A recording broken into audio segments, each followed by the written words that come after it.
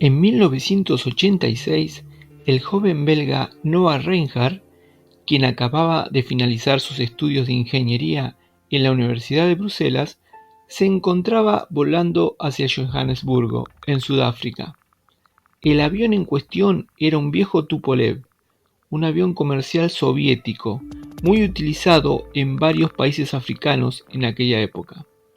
Muchos jóvenes europeos, especialmente los de buena familia, solían tomarse un par de años sabáticos después de haber terminado los estudios, para recorrer el mundo, ya que al volver se centrarían solo en su carrera profesional con muy pocas chances de aventura y diversión.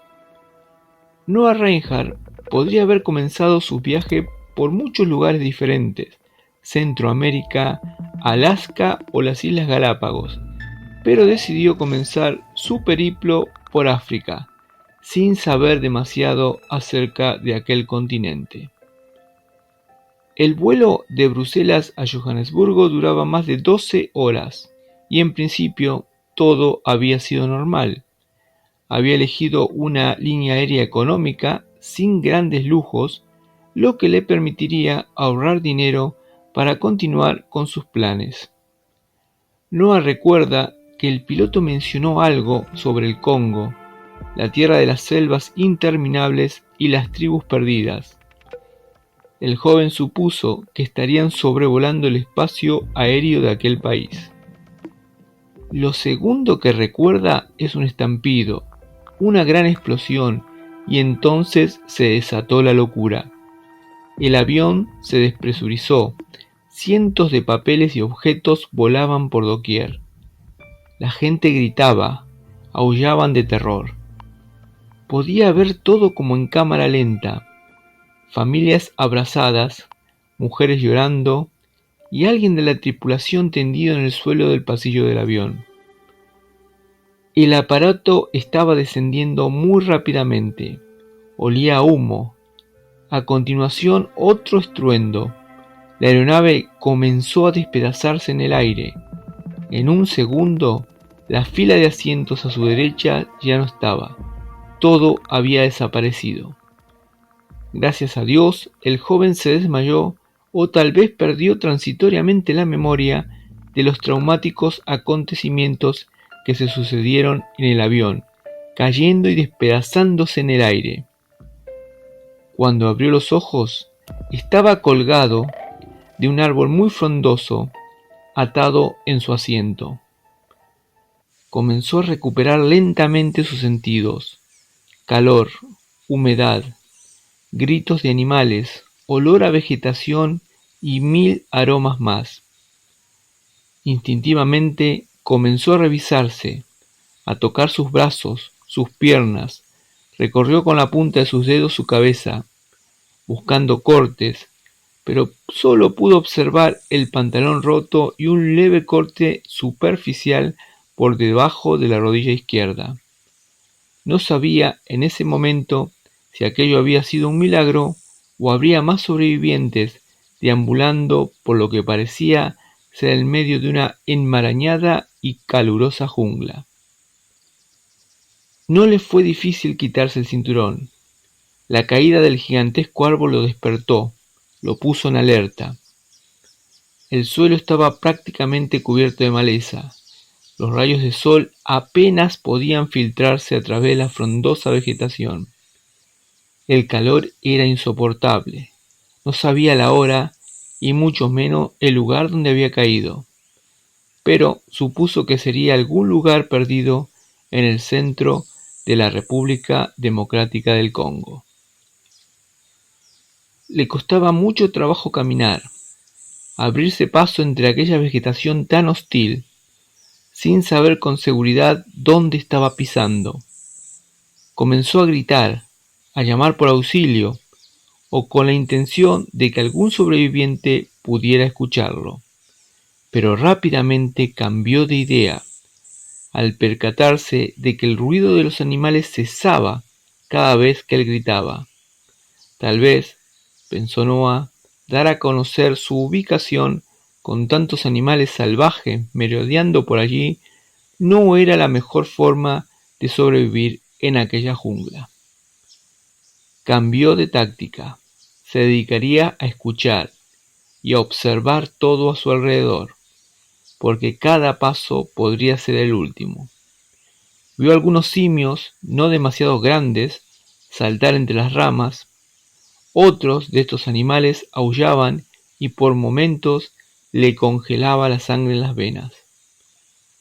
Escuchó diferentes tipos de aves y sonidos de todo tipo que muchos no pudo identificar apropiadamente, pero ningún grito de pasajeros sobrevivientes pidiendo ayuda. Un pequeño hilo de agua cristalina corría a sus pies, entre piedras romas y brillantes. Estaba sediento. Probó primero un sorbo y esperó unos segundos. Aquello era un regalo de los dioses. El agua era una delicia y estaba fría. Pero rápidamente la luz estaba muriendo y la oscuridad comenzaba a invadirlo todo.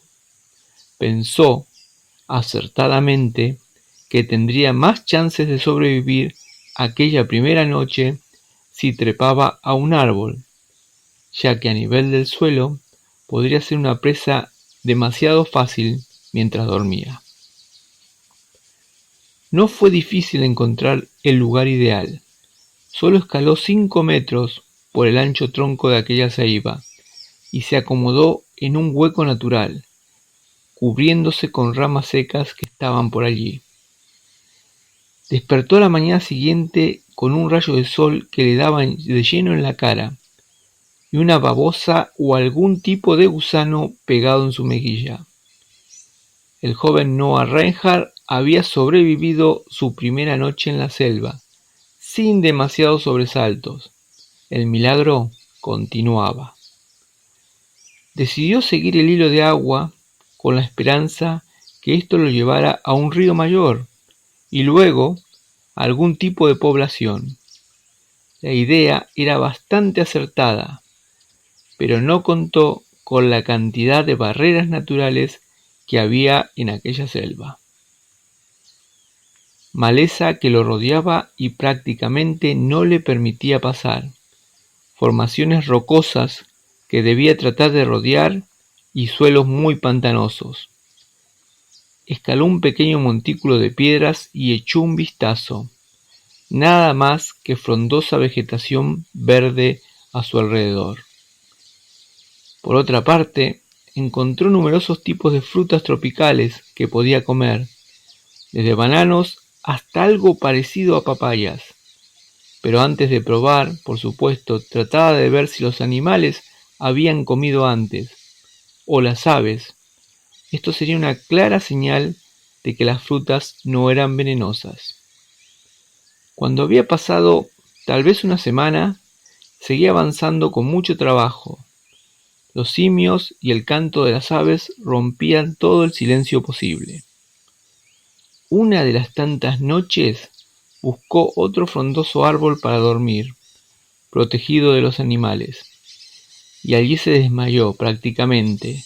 Estaba exhausto, y si bien las frutas lo mantenían con vida, había comenzado a perder peso. La mañana siguiente fue extraña. De lo primero que se percató al abrir los ojos fue del silencio reinante. Aquello no podía ser normal. Ni aves, ni animales, nada se escuchaba. Miró a su alrededor, todo estaba tranquilo, pero un movimiento extraño entre la maleza del suelo lo hizo ponerse en alerta. Desde la protección de su posición en el árbol podía ver todo lo que sucedía allí abajo. El suelo, o mejor dicho, las hojas se sacudían. Algo se estaba moviendo por debajo de estas. Siguió con su mirada los matorrales y en un pequeño claro algo emergió. Lo que le pareció en el primer segundo una especie de arácnido, un insecto con patas muy largas, pero aquello era inmenso, demasiado grande para cualquier tipo de insecto que haya visto antes. Se quedó inmóvil observando. No daba crédito a lo que veía a sus ojos. De pronto eran más, muchos más de aquellas criaturas que emergían de la oscuridad de la selva. Podrían casi tener 1 metro de alto. Noah se quedó petrificado, solo observando. Las criaturas se movían con agilidad. Eran de color marrón claro. Primero creyó que eran gigantescos arácnidos, pero luego, observando con más atención, se percató que se asemejaban a pulgas gigantes, con unas pinzas como garras y unos puntos negros donde debería haber una cabeza. Parecían ojos negros y oscuros, sin brillo. Tal vez una nueva especie de artrópodo que permanecía oculto allí al cobijo de la selva sin ser descubierto. Pero el número aumentaba. Algunas de estas repugnantes criaturas arrastraban restos de animales, tal vez pequeños simios o roedores.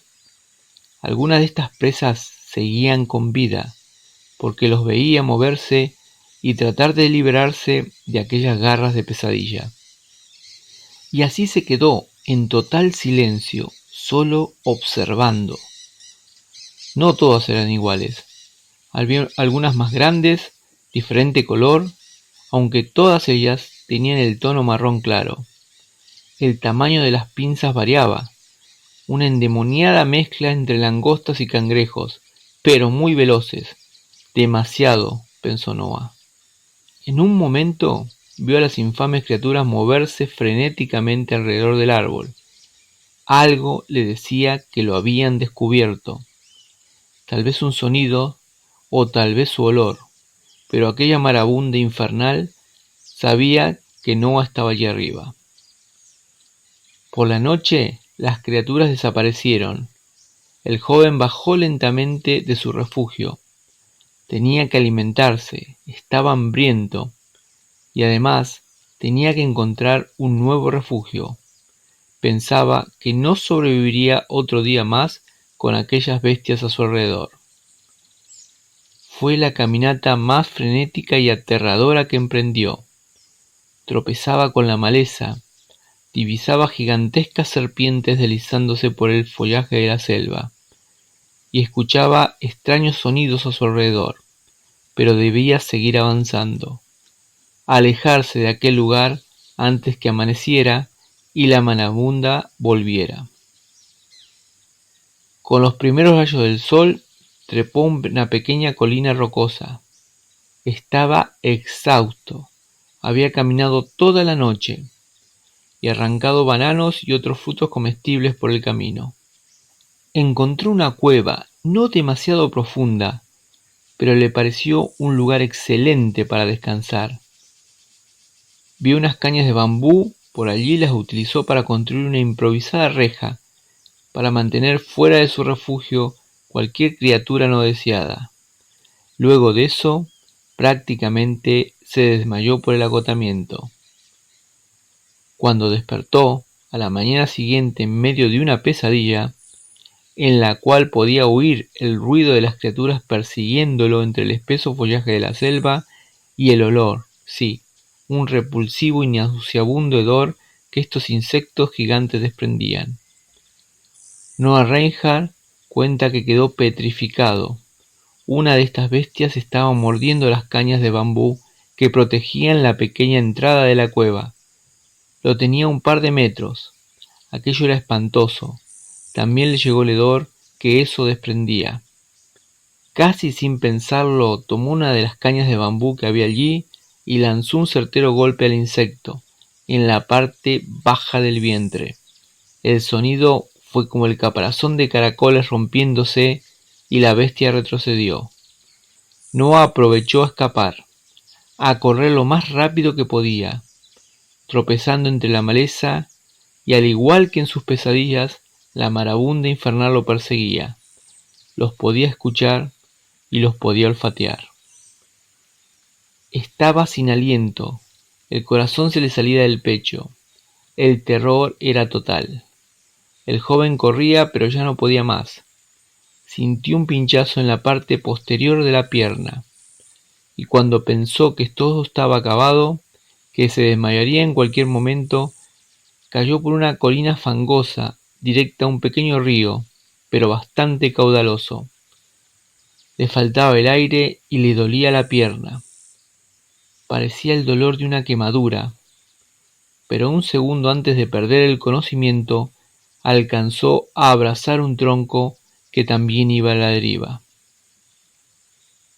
Despertó debajo de unas ramas de palmera que improvisaban un techo. Era un campamento vaca, uno de los pueblos pigmeos que habitan el centro de la selva húmeda del Congo, los llamados médicos de la selva, ya que tienen su propia medicina que toman de los árboles y plantas. Dos pequeñas mujeres estaban untando algo sobre la herida de la pierna de Noah. Sus caras eran de miedo. Ellas sabían perfectamente qué tipo de criatura era capaz de infligir ese tipo de heridas. Noah Reinhardt había sobrevivido por milagro, pero no solo por la caída del avión, más bien por no haber sido cazado por la plaga de criaturas. Al cabo de un par de días, fue recogido por un par de funcionarios de la embajada belga en el Congo. Pero Noah Reinhardt no fue el único que tuvo un encuentro con estas horribles criaturas. En 1938, un matrimonio de exploradores que vivían en Rhodesia, Reinald y Marguerite Lloyd, estaban explorando el interior del antiguo Congo cuando vieron algo cruzando la pista de la jungla delante de ellos. Al principio, pensaron que el objeto era un gran gato de la jungla o un mono en cuatro patas. Cuando detuvieron su vehículo, una vieja camioneta Ford, para permitir el paso del animal, quedaron estupefactos al verlo.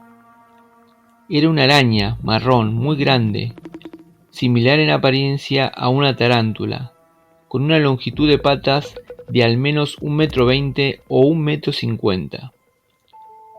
El señor Lloyd temblaba tanto de emoción que no pudo recuperar su cámara a tiempo para tomar una foto, y la señora Lloyd estaba tan angustiada que quiso regresar a casa inmediatamente. Esta criatura es conocida como Shipa Fofi, que significa araña gigante, por las tribus Baka y Bantúes. Los Baka afirman que estas arañas colosales alguna vez fueron bastante comunes en este área, pero ahora son más raras, aunque dicen que se han visto hasta en junio del 2003. Los Baka también cuentan que estos insectos solían construir guaridas similares a cabañas con hojas cerca de la aldea de los pigmeos, y al tejer poderosas redes entre árboles adyacentes, con líneas trampa que cruzaban los senderos de caza, que atrapaban y devoraban víctimas del tamaño de pequeños antílopes. La Shifa Fofi supuestamente pone huevos blancos del tamaño de un huevo de gallina, de los cuales emergen crías de arañas amarillas y púrpuras que se vuelven marrones a medida que maduran. Pero esto no termina aquí, porque la crónica nos cuenta que en julio de 1942, en la cordillera Owen Stanley, un terreno inhóspito y selvático de Papúa Nueva Guinea, tuvo lugar una de las más terribles batallas de la Segunda Guerra Mundial entre los ejércitos australiano y japonés, conocida como la Campaña de Kokoda. Soldados que servían para el ejército australiano cuentan que tuvieron un breve pero inolvidable encuentro con una misteriosa mega araña. Un día, mientras descansaban en la jungla, los soldados se dieron cuenta de que estaban sentados juntos a una telaraña muy grande, algodonosa y blanca, que se extendía por todo el suelo y el tronco del árbol. Siguieron con la mirada en un sentido y luego en el otro. Parece que era muy extensa, unos 4 o 5 metros de cada lado. Luego vieron la araña, solo a 1 metro de ellos. Fue un verdadero horror. El cuerpo, es decir, tórax más abdomen, eran del tamaño de un perro, del color negro azabache. Las patas eran gruesas y peludas. No hace falta decir que los soldados salieron de allí muy lenta y cuidadosamente. Según la ciencia, el problema para que las arañas alcancen un tamaño mucho mayor a los 30 centímetros es el nivel de oxígeno de la atmósfera.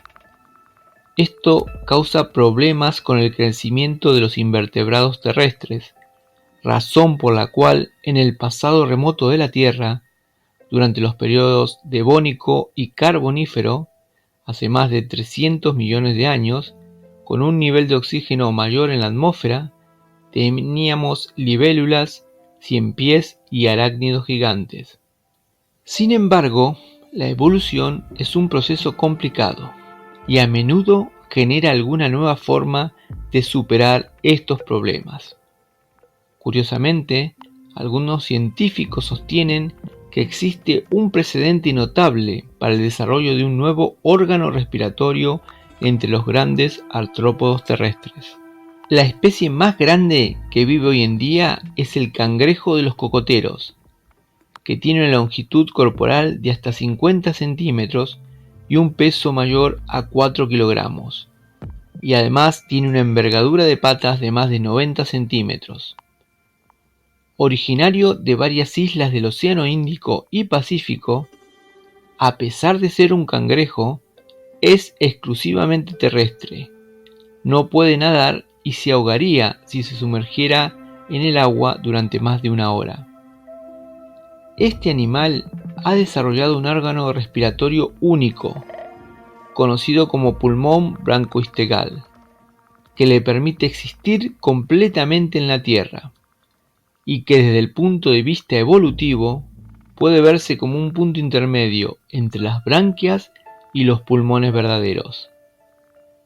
Además, científicos han sugerido que tal vez algunos informes sobre las llamadas arañas gigantes sean en realidad avistamientos de cangrejos terrestres gigantes. Pero bueno, los cangrejos son muy diferentes en apariencia a las arañas, debido en gran medida a sus quelas o pinzas.